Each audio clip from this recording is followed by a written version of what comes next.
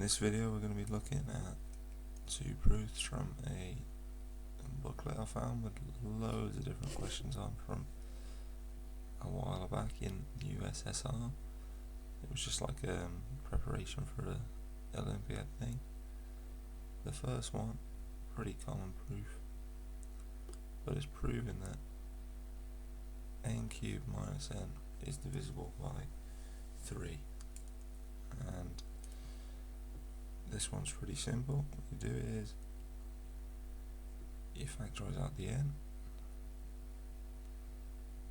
so n cubed minus 3 is equal to n multiplied by n squared minus 1, and then n squared minus 1, well, that's the difference of two squares, so now we've got n minus 1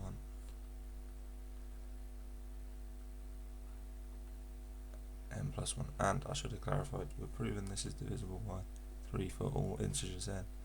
Well, we look at this, we have an integer n, we have the integer 1 less than n and the integer 1 more than n all multiplied together. Well, we've got 3 consecutive integers here, so one of them has to be a multiple of 3, and therefore all of them multiplied together has to be divisible by 3. Okay, so that's a fairly simple one, but yeah, we can use sort of similar logic on the next question, so we'll have a look at that now.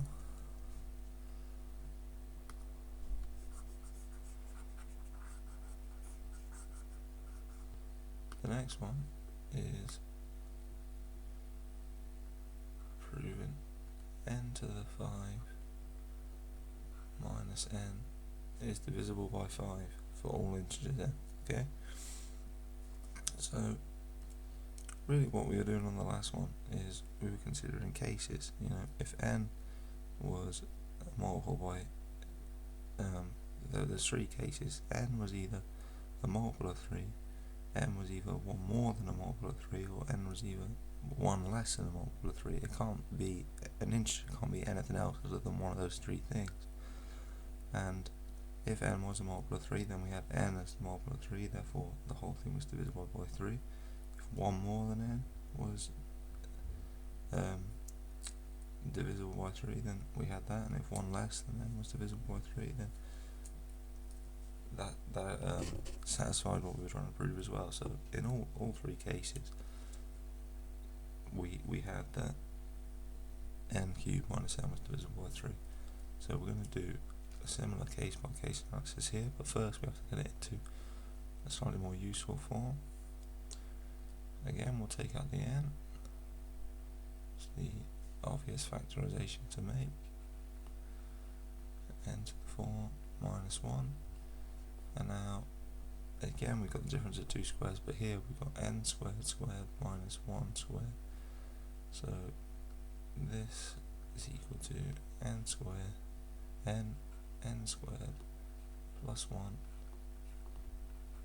n squared minus 1.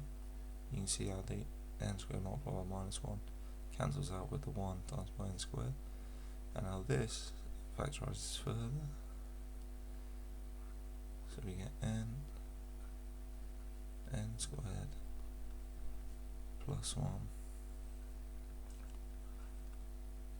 n plus 1 n minus 1. Now we're going to introduce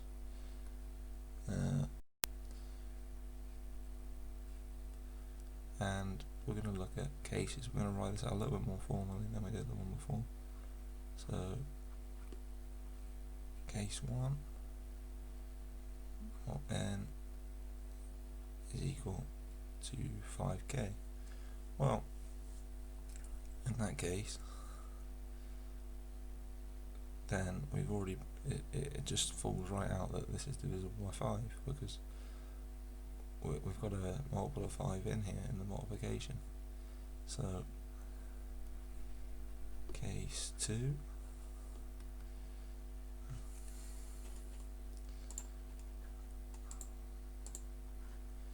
apologies about that. Case 2 is n is equal to 5k plus 1. Well, in that case, we substitute n into this final thing here, the n minus 1, we get 5k plus 1 minus 1.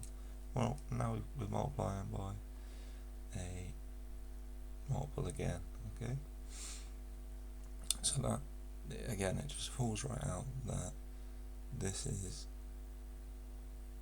all divisible by 5. Now, we're looking at case 3, n is equal to 5k plus 2. Well, this one's not as obvious. If we n there is not a multiple of 5, n plus 1 is not a multiple of 5, and n minus 1 is not a multiple of 5. So now we have to check, is n squared plus 1 a multiple of 5? Well, we put that in. 5k plus 2 squared plus 1, well, that's equal to 25k squared plus, well, we get 10k plus 10k, so that's 20k plus 4 plus 4 plus 1's 5. So all of these are divisible by 5, okay? So we can take out 5k squared plus 4k plus 1. Well, there we go. So now, in case 3, the n squared plus 1 is a multiple of 5, and therefore the whole thing is divisible by 5.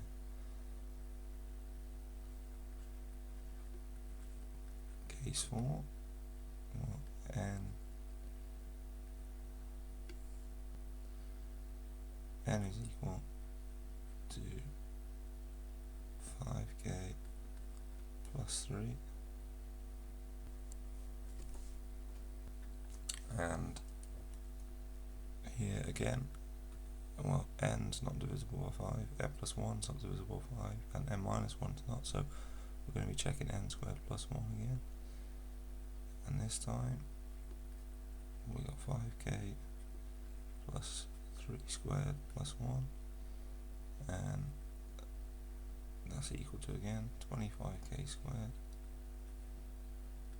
plus 30k plus 9 plus 1, and that's equal to 5k squared plus 6k plus 2, okay? And again, that's a multiple of 5, or the whole thing's divisible by 5. And then finally, case 5, n equal to 5k plus 4. Well, here n plus 1 is 5k plus 5, so that's a multiple of 5. And now we've shown for all the cases that n5 minus n is divisible by 5. So we've shown that n to the power of 5 minus n is divisible by 5 for all integers.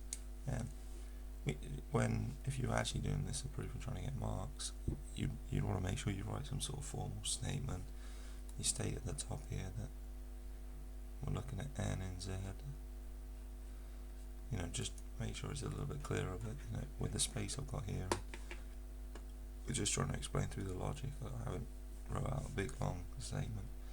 The other question you might have is, well, how do I know there's only these 5 cases? Well, think about it, if I take 5k plus 5, well, that's just 5k plus 1, so all I've done there is, I'm back at case 1, but instead of k I've got a different integer, k plus 1.